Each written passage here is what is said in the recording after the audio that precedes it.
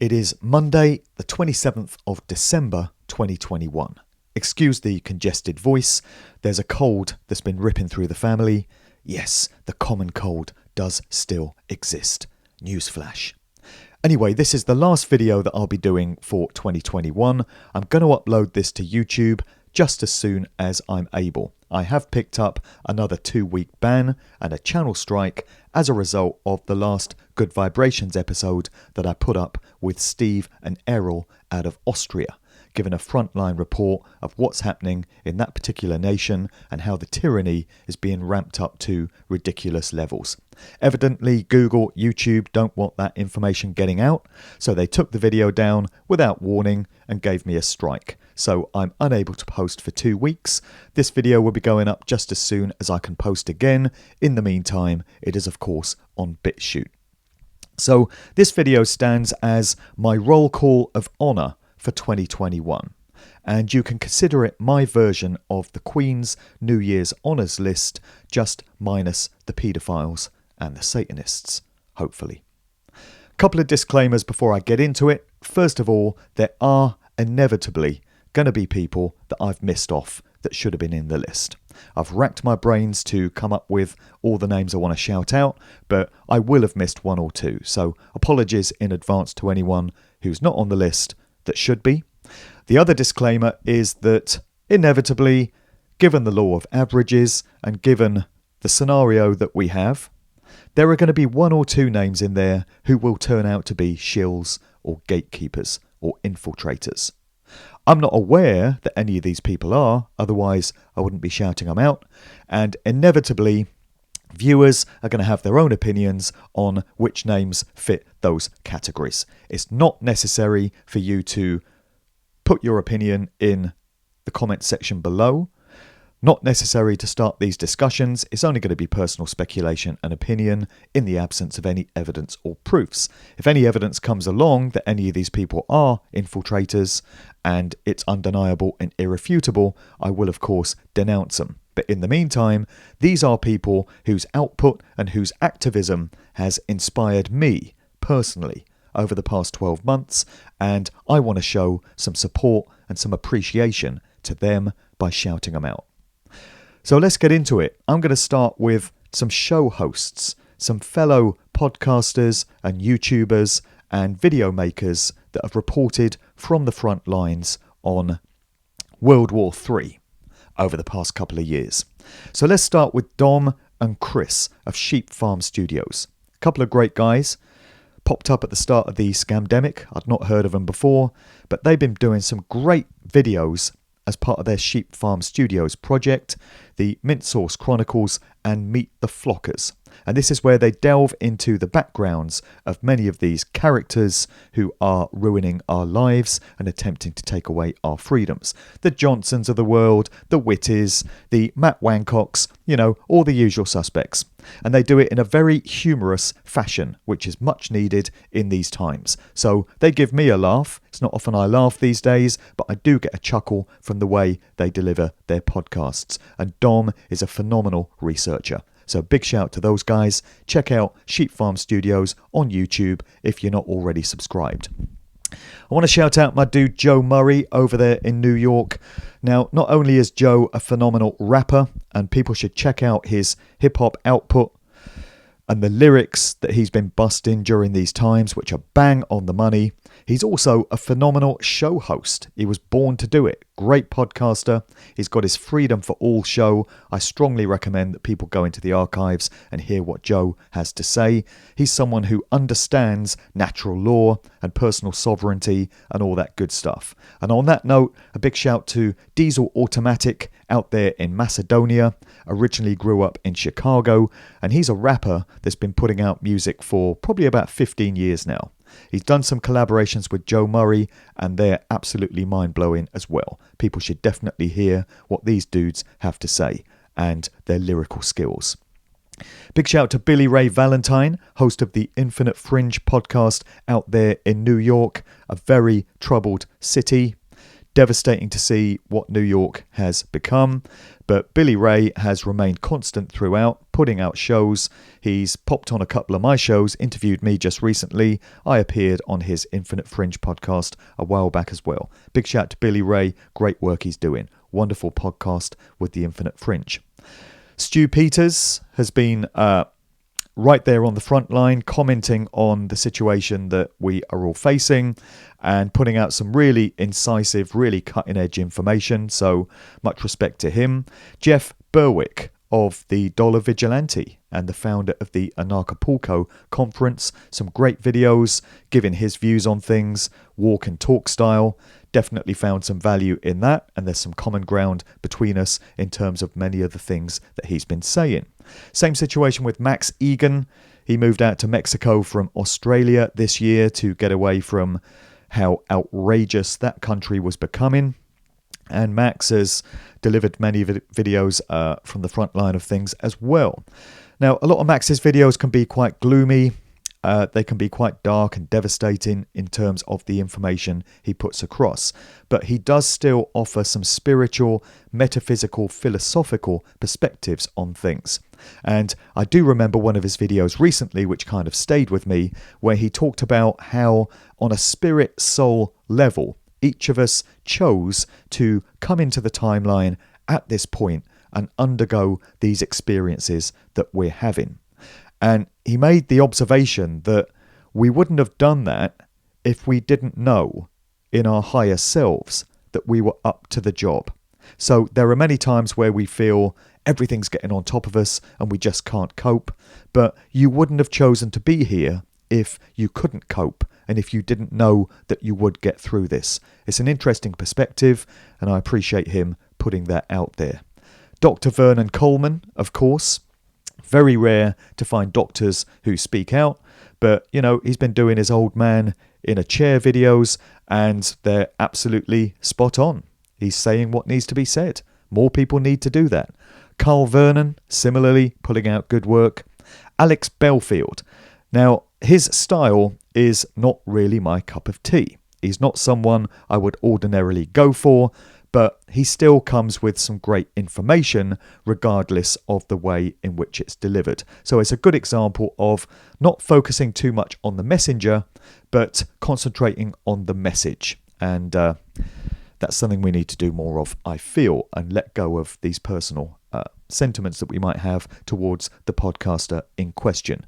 James Dellingpole also has been doing some great shows. I enjoyed his one with Gregory Paul Martin, the eldest son of George Martin, the Beatles producer, and he did a great show with Michael O'Bernisia, the Bernician, as well in recent times. Big shout to James Dellingpole. He lives just up the road from me, it turns out, about 5 miles away. So we're going to be doing a podcast face-to-face together very soon, and I'm going to be asking him about his journey from mainstream normie land into the truth scene. So we'll find out some more there.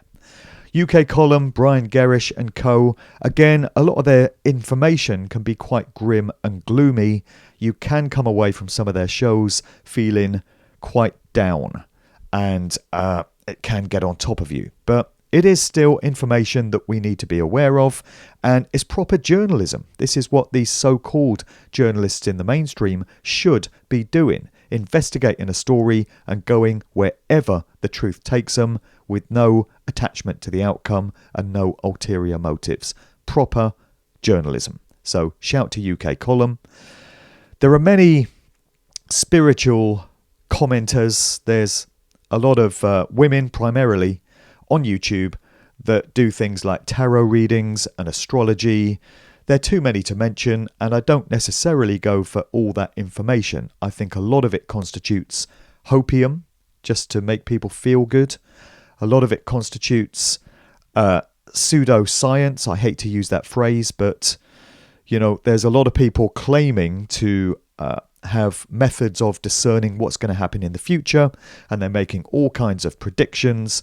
And in 99% of cases, these predictions turn out to be completely false. And they do inspire false hope in a lot of people. So I don't really go for a lot of people that fit into that category, in that arena.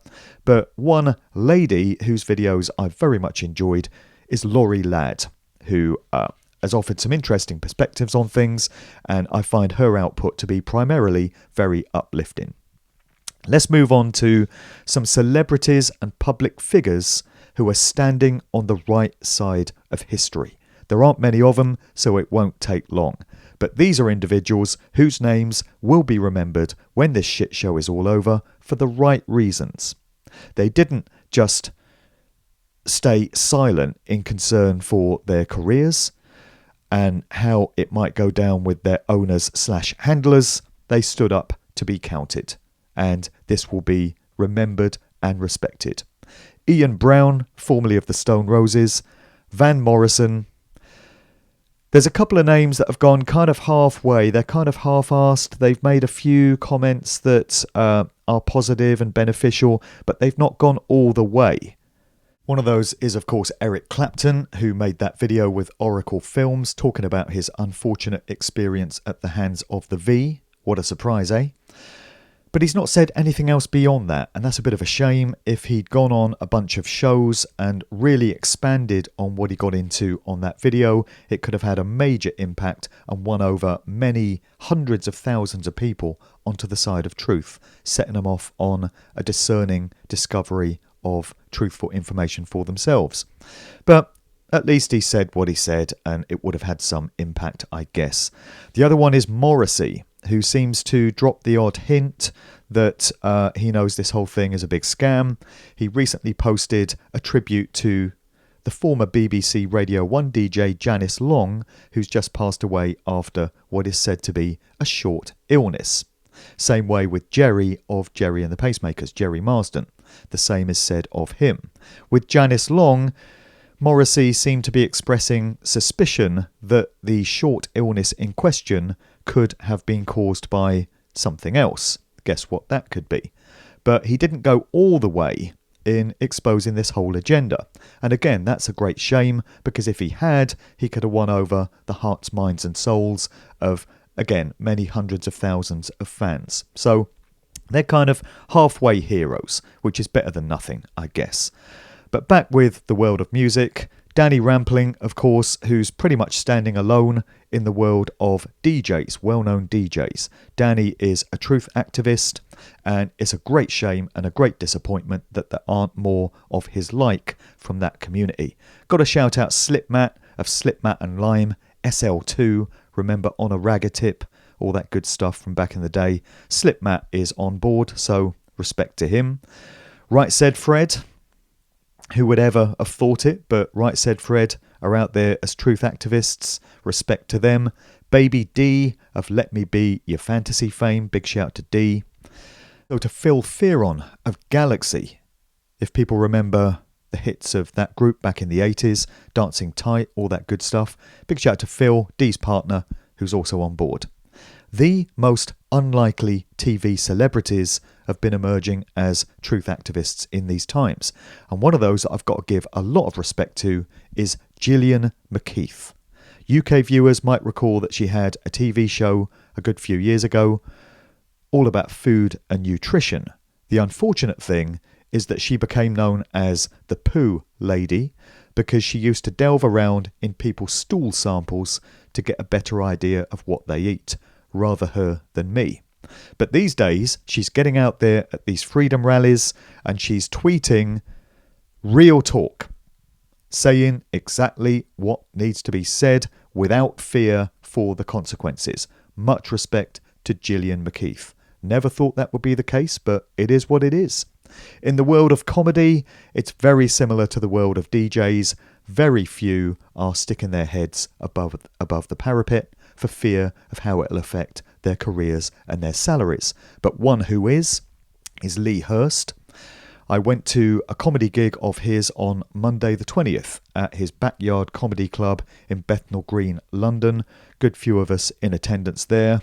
It was a great gig. Lee didn't get into C-word comedy in the way that I hoped he would. He was very funny, but when it comes to his Twitter, he's absolutely putting it out there. So much respect to Lee Hurst. He knows what time it is. Also from the world of comedy, Alistair Williams, another name who's saying all the right things. In the world of sport, there will be many, many other sports celebrities and presenters that I miss out here. And the reason for that is I don't follow sport. I don't care about it. I never have. I know nothing about it. But one name that keeps coming up is Matt Le Tissier, who's been calling out this strange phenomenon of all these footballers and other sports people who just happen to be collapsing on the pitch of some strange medical condition or other, clutching their hearts, having heart problems. What could possibly be causing that, I wonder? I think most people watching this video know what that would be, and Matt Le Tissier, it seems, is aware of that as well, and is asking questions about it, and is being demonised as a result, which tends to suggest that you're upsetting all the right people and that you're bang on the money. So respect to Matt Le Tissier. There will be others from the world of sport, as I say, that people will be aware of that I'm not. And I appreciate anyone who's speaking out, again, without fear of the consequence. And then from the world of TV, Denise Welch, to a lesser extent. She's not going all the way. She's not calling out this whole thing as the scam that it is, but she is asking some questions, and hopefully in the world of Normie Land, she's causing some to ask a few questions of their own and consider some alternative viewpoints. I want to get into some broadcasters and some speakers and some truth activists who've been very prominent in these times and have stood up to be counted. So David Ike absolutely proved right in so much of what he's been saying over the course of the past 30 odd years. So I've been in this truthing game now for 11 years and I feel very weary and it's really taken its toll on me. So I can't imagine what it must be like to have been putting this information out for 30 years. And for the first probably 15, 20 of those, very few people would have been paying attention to what David Ike was saying. But now, millions around the world are paying attention to this guy and everything that he's been warning about in his books, in his talks for so many years. It's all unfolding before our very eyes. So I'm putting much respect out there for David Ike. As I've mentioned many times before on my videos, I probably wouldn't be doing what I'm doing if I hadn't been inspired by this guy many years ago. And if I've reached only a fraction of the people that he has in terms of my influence, then that would make me very happy and I would feel very gratified as a result of that. And I think that's probably the case. But he gave me my start in the game and I'm hoping that I've paid it forward and inspired many others to step up and get involved in all of this. Also to shout out Gareth Ike over at Iconic, following in his dad's footsteps, doing a great job. Gareth has really stepped up to the plate and is a natural host, doing great work with his Right Now show. And at Iconic also, much respect going out to Gemma Cooper, my good friend who was formerly employed by the BBC, but left because she really didn't fit in there. She was not the type of individual that can flourish within an organisation like the BBC. So she walked. She's now doing great work over at Iconic. She's introduced me at a couple of conferences recently, and I know she really appreciates the work that I do, and I really appreciate her input as well, and she, likewise, has influenced a great many people in the right way. I want to give a shout to my dude Earl, who was very involved in many of these protest rallies and these freedom marches in 2020. I attended many of these myself, spoke alongside Earl, hooked up with the guy many, many times at different towns and cities throughout the UK. I'm not really sure what's happened to Earl because I've not seen him in 2021, but it's only right that I put out some appreciation for the fearless stance that he's taken in this whole thing. I watched him get arrested in Leeds. Very unfortunate experience, but he handled the situation with great dignity and stood in his power and his sovereignty, and he's just a great guy. And Earl's mantra whenever I met him was, "We've already won. We're just waiting for everyone else to catch up." A couple of doctors, not many of them speaking out. We need more, but of those that have, Dr. Mike Yeadon, of course, formerly of Pfizer, has influenced so many people who only really listen to doctors and people with qualifications and letters after their names. They don't necessarily listen to the likes of me because they think I can't be trusted, I don't know what I'm talking about, I'm out of my depth, but they will listen to a doctor. And Mike Yeadon has come out at great personal cost and revealed just how damaging the V's really are and what the true agenda is behind them. On that note, also Dr. Kevin Corbett, likewise, great work, and Dr. Mohammed Adil, who I interviewed last year. He's lost his job, he's lost his career as a result of speaking out, but his conscience kicked in and he knew he had to do the right thing. So big respect to Dr. Adil. David Clues of No More Lockdowns. Now that's a true activist. David has come up with so many campaigns to try and win over the minds of the general population and to get them to wake up to what's really going on here, the deletion of our personal rights and freedoms. He knows all about that, and over at No More Lockdowns, he's been doing some great work. David Clues in attendance at many of these rallies, giving speeches and holding a few Christmas parties recently as well, which are much needed. We need that social contact.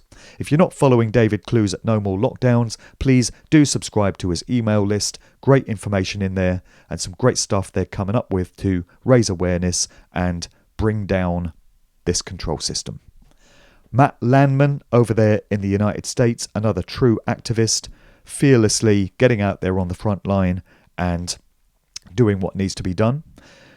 My good friend Ivan from Phoenix, same way, doing some great podcasts, doing a lot of local activism in his own city, which is very important. You know, we can't all get out there and travel and go to these different places. Sometimes we have to keep it local and try and influence people in our own backyard. Ivan's doing a great job of that with these meetup groups that he organises and many of these shows. The Bernician, Michael O'Bernicia, he's got his ongoing legal case. I really hope that's going to go somewhere. Michael, every time I speak to him, tells me that he remains confident that he's going to have victory in this. Otherwise, he wouldn't have started the thing in the first place. And he points to the previous victories that he's had with action that he's brought against other parties. Now, you do learn a lot and gain a lot, I find, from being in the personal presence of people and being able to pick up on their aura and the energy that they exude. And a few weeks ago, I was up in Newcastle with my good friends Maureen and Dawn of Truth Seekers Northeast, and we were able to get Michael to come along and drop in on us, and we went out for a meal with him, had a great chat over a few drinks that went on for many hours, and I felt very comfortable in Michael's presence. The energy felt good, the intention felt good, and I feel that he's a genuine and sincere individual. As I say, I often only trust people when I've had personal interactions with them. And it was a very beneficial time spent with Michael. I do wish him all the best with his case, of course. We will see how that whole thing unfolds. Mark Sexton, the former police constable, who is part of a group who have reported the V agenda at the hands of Big Pharma and the UK government to a police force in London, part of the Metropolitan Police. They've got a crime reference number and the police are duty bound now to investigate the claims that they've brought. We will see how that unfolds. Of course, the police is an organisation which we know is controlled by Freemasons from the top down. This may get crushed, it may get kicked out, but they've tried. This is the important thing. Mark Sexton and all the people he's working with, well done for at least giving it a go. Louise Creffield and Vincent Dunmore over at Save Our Rights. They've both been arrested. They've both had court dates to attend. They've paid the price for their activism. You know, personal sacrifice has been made. But I feel Louise, Vince and everyone else at Save Our Rights have done some great work in organising many of these freedom rallies. My good friend Sophia founder of Stand in the Park in the UK, taking her cue from the dude over in Australia who came up with this whole concept. And Sophia has been very successful in establishing Stand in the Park in the UK. There are groups all over the place now. Most major towns and cities in this nation have a Stand in the Park that meets on Sundays for much needed social interaction and the exchanging of ideas, networking, and helping each other out and coming up with strategies to resist the tyranny. Big shout to Sophia for some great work there. My dude Darren Nesbitt, of course, Daz Nez of the Daz Band. I featured him in a podcast just a few weeks ago talking about his anthem for these times. We are the 99%. You can stick your New World Order up your arse. And of course, The Light newspaper. He's the founder of that. There are copies of that, again, all over the UK. They're printing many hundreds of thousands of each edition. And Darren Nesbitt is the guy behind that. Great inspiration, much respect. Sook, who's doing the training of the Peace Constables, another recent guest on Good Vibrations. Common law training, getting people up to speed on their natural rights. And on that front, also a shout to allegedly Dave, aka Dave Murphy, who's involved in all that stuff as well. And of course, Steve Wybrow and Errol over there in Austria.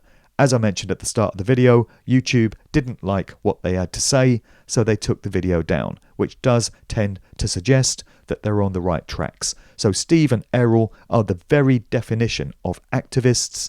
They're facing some great personal threats there. I don't feel that they'll ever come to anything. They are just threats. But in Austria, the Unvied are being told that they face up to a year in jail. And Steve and Errol are fearlessly standing like that guy in Tiananmen Square in 1989 who stood in front of that tank. And every time the tank moved, he would move and stand right in front of it. And then the tank would move again and he would move, standing his ground without concern for his personal safety because he knew it was the right thing to do. So Steve and Errol are the modern equivalent of that guy. Some event organisers putting together some very important meetups and conferences that have so much value in these testing times. Andy and Claire of Truth Juice Birmingham.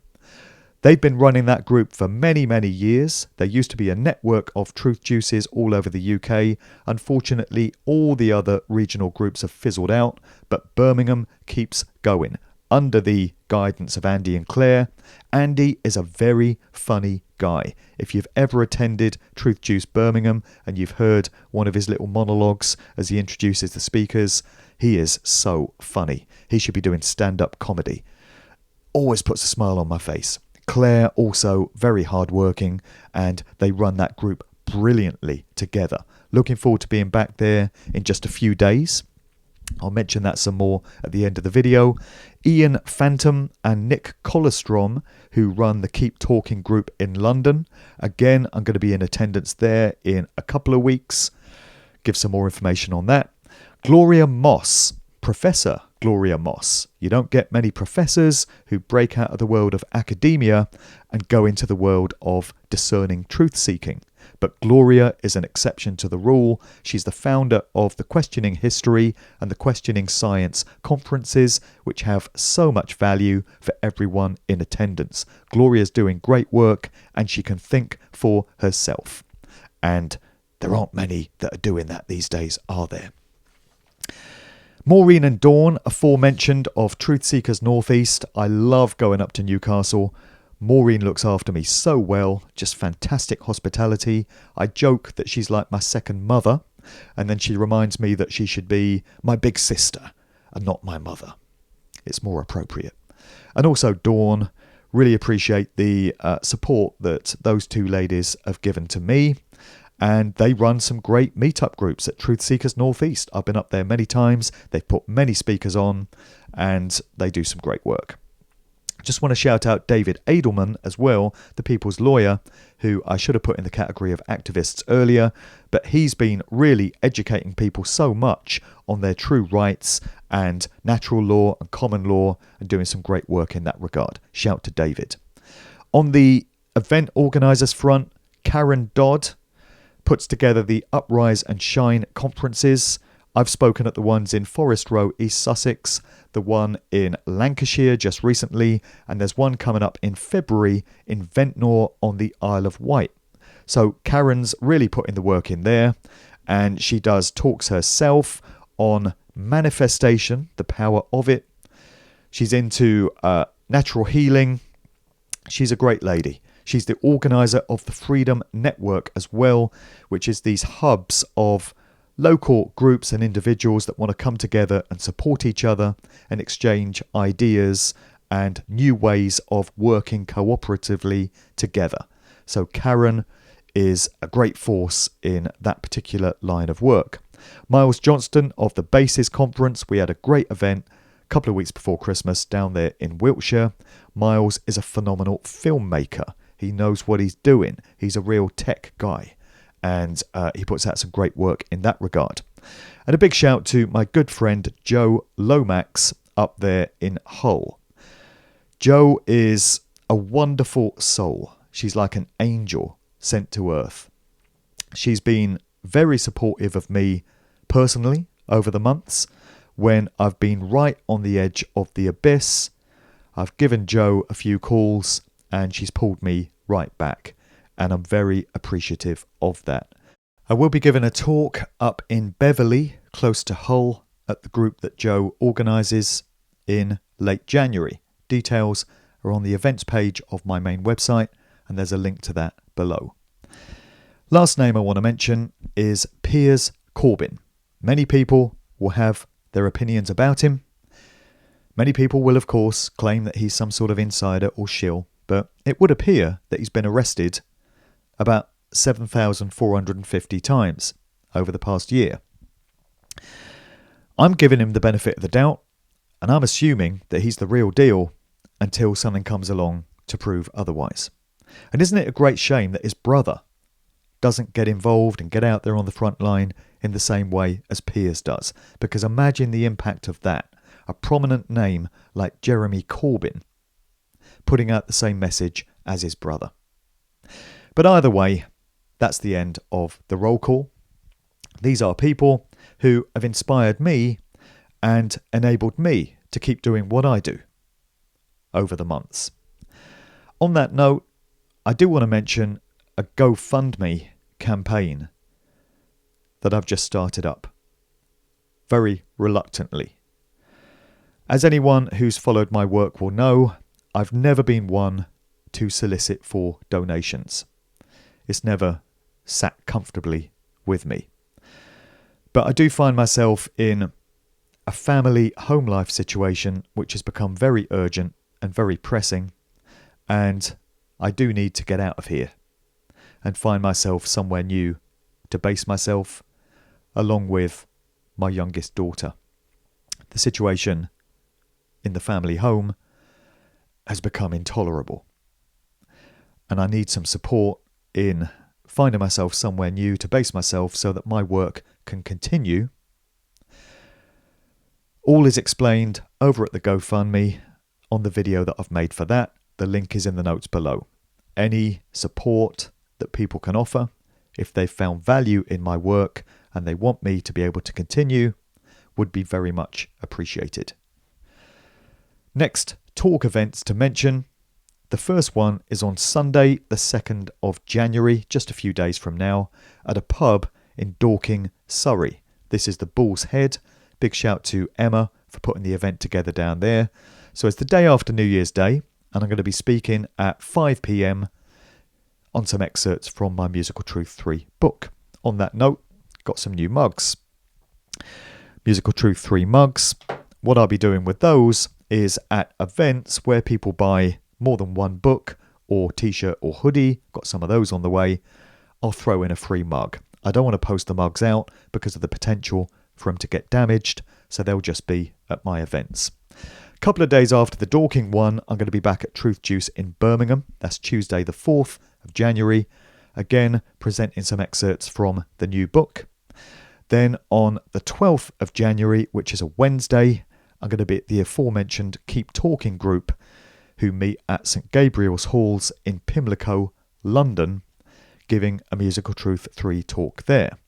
And in the coming weeks, I've got various events in the diary in Chesterfield, Beverley near Hull, as I said, in Runcorn, Cheshire, and then the Uprise and Shine conference on the Isle of Wight on the 5th of February. Then there'll be some more coming into the diary beyond that.